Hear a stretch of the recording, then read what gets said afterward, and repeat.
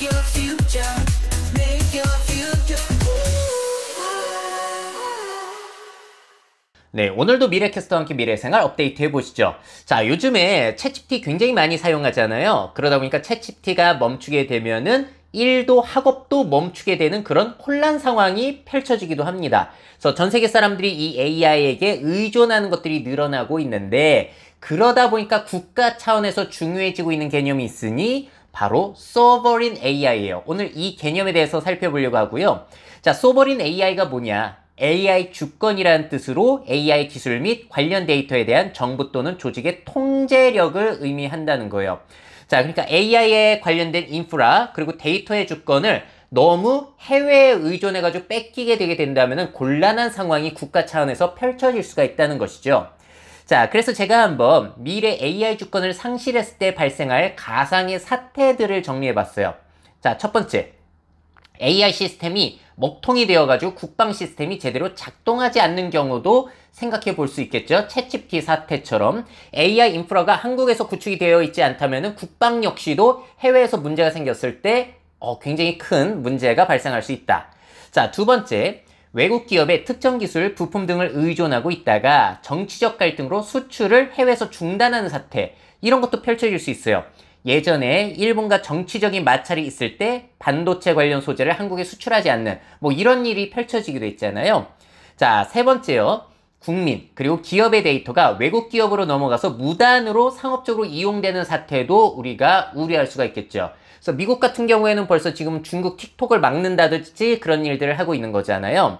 특히나 지금 챗GPT를 많이 사용하고 있는데 기업 차원에서 아예 사내에서 챗GPT를 사용 못하게 하는 기업들도 꽤 있습니다. 왜냐면은 괜히 사용했다가 그 기업의 기밀 문서, 아주 정보 중요한 것들이 챗GPT 클라우드로 바로 넘어가서 유출이 될 가능성도 있기 때문에.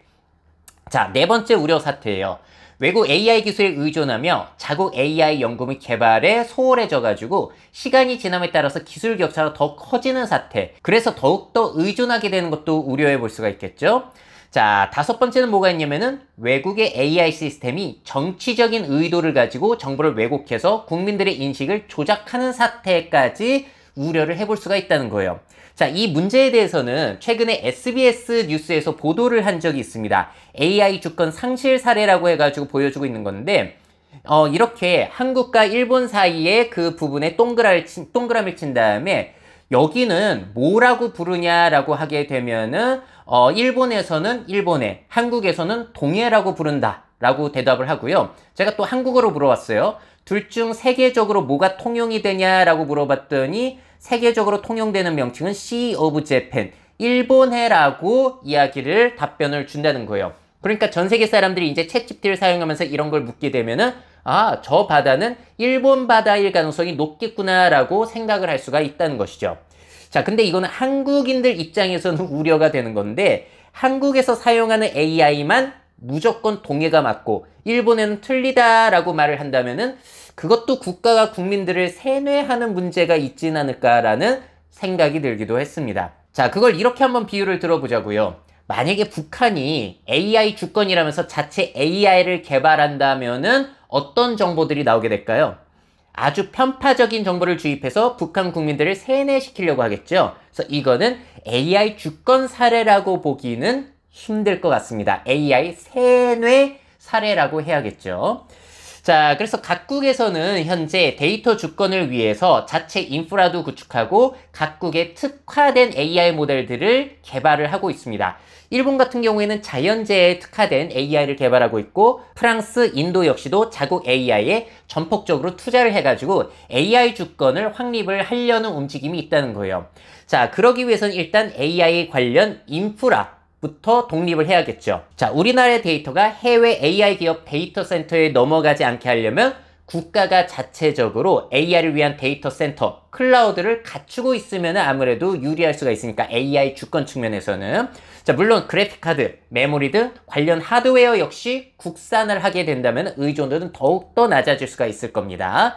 또 데이터 주권을 생각해 보자면은 한국에 특화된 데이터로 AI를 훈련시키고 한국인 사용자가 입력하는 데이터가 해외에 유출되지 않도록 보호하는 것도 국가 차원에서는 중요한 역할이라고 볼 수 있을 것 같아요. 자, 그래서 인프라 쪽을 보자면은 제일 이 중요성을 알고 열심히 홍보하고 있는 기업이 어디냐? 엔비디아사예요. 신기하게도 소버린 AI를 영어로 구글에 검색하게 되면은 위키피디아 그런 게 아니라 엔비디아에서 이 개념을 제일 많이 소개하고 제일 먼저 링크가 뜨게 됩니다. 자, 엔비디아에서는 왜 소버린 AI를 강조하고 있냐면은 각 국마다 이러한 시스템을 갖추려면은 결국에는 엔비디아 자기네들 슈퍼컴퓨터 GPU를 이용해서 자체 데이터 센터를 만들어야 된다는 거예요. 그래서 그런 사례들이 있다라는 걸 홍보를 하고 있는 겁니다. 자, 그러니까 AI가 뜨게 되면서 또 AI 주권이 중요해지고 그러면서 이득을 보는 집단은 이렇게 인프라를 제공하는 엔비디아와 같은 회사가 된다는 거예요. 자, 엔비디아 말고 또 소버린 AI 구글 검색에서 먼저 뜨는 곳이 어디냐면 바로 오라클이에요. 오라클도 소버린 AI를 강조하면서 안심하게 사용할 수 있는 데이터 센터, 클라우드 서비스는 자기네가 제공할 수 있다 라고 하면서 홍보를 하고 있습니다. 자, 그리고 우리나라 기업에서도 이 소버린 AI에 강점이 있다라고 홍보를 하고 있는 곳이 있으니 바로 네이버예요. 네이버는 하이퍼클로바라고 하는 AI 모델이 있을 뿐만이 아니라 각국의 또 서버라든지 관련 인프라를 자기네들이 구축할 수 있게 도와줄 것이다 라고 홍보를 하고 있습니다. 자, 그래서 네이버는 뭐라고 홍보를 하고 있냐면요. 네이버 관계자가 얘기한 거예요. 강력한 보안, 비용 효율에 기반한 우수한 성능, 다양한 확보를 위한 소버린 AI에 대한 수요가 증가하고 있다며 네이버는 맞춤형 AI를 구축할 수 있는 제작 노하우가 있고 이는 미국과 중국의 빅테크를 제외하면 네이버가 유일하기에 작은 시장에서 적극적인 투자를 진행하고자 한다면 경쟁력 있는 선택지가 될 것이라면서 우리 거 갖다 쓰시라 AI 모델 인프라 이런 식으로 홍보를 하고 있습니다. 자, 그리고 또 네이버의 하이퍼클로바 같은 경우엔 강점이 뭐가 있냐면은 한국어에 특화되어 있다. 그래서 한국의 상황에 대해서 제일 답변을 잘해줄 수 있다는 거잖아요. 그러면 AI 주권 확립에 있어서도 네이버의 클로바가 도움을 줄 수 있을 텐데 아까 동해냐 일본해냐 물어본 거 하이퍼클로바에게 물어보면 어떤 답변이 나오냐면 어라? 똑같습니다. 챗GPT와 세계적으로 더 통용되는 명칭은 일본해라고 답을 해주고 있어요. 한국에 특화됐다고 하는데 그런 것을 저는 느낀 적은 사실 없습니다. 그래도 만약에 네이버가 이건 무조건 동해가 맞고 일본인들이 일본해라고 하는 것은 억지 주장이다 라고 답을 한다면 오히려 신뢰가 더 깨질 수도 있지 않나? 라는 생각을 저는 하기도 했어요. 자, 그리고 우리나라 문체부에서 이런 일을 했다고 하는데 한국어에 특화되고 한국 문화를 더 잘 이해시키기 위해서 한국어 데이터, 양질의 말뭉치 데이터를 확보해야 될 필요성을 느껴가지고 마지막 인터뷰 내용 보세요.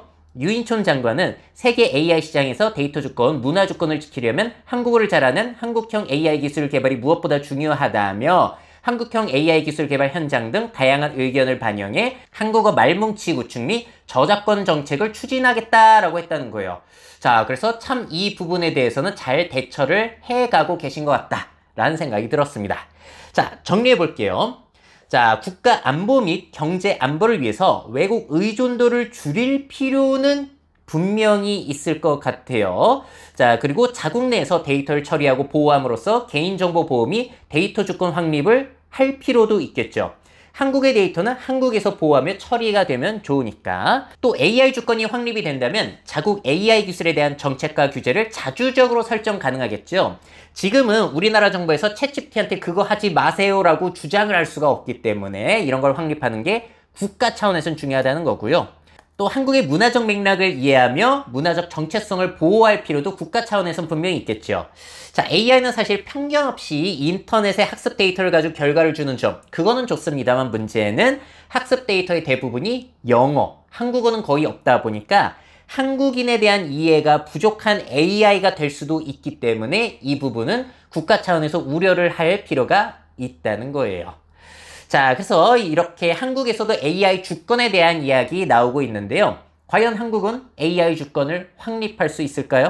앞으로도 오픈 AI, 구글 등에 의존하게 될지도 모르는데, 자, 근데 정말로 그렇게 의존을 많이 하면 우리가 우려한 사태가 많이 일어날까요? 아니면 그냥 스무스하게 지나가 버릴까요? 페이스북 개인정보 보호 움직임 같은 경우를 보시게 되면은 그렇게 크게 우려한 정도로 문제가 발생하지 않는 것들도 우리가 보고 있거든요. 여러분들의 의견은 어떠신지 댓글로 의견 부탁드리도록 하겠습니다. 미래 사회 변화를 업데이트하고 싶으신 기업 및 기관, 그 밖에 미래 트렌드 교육이 필요하신 분들은 myf21 네이버닷컴 이메일로 연락주세요.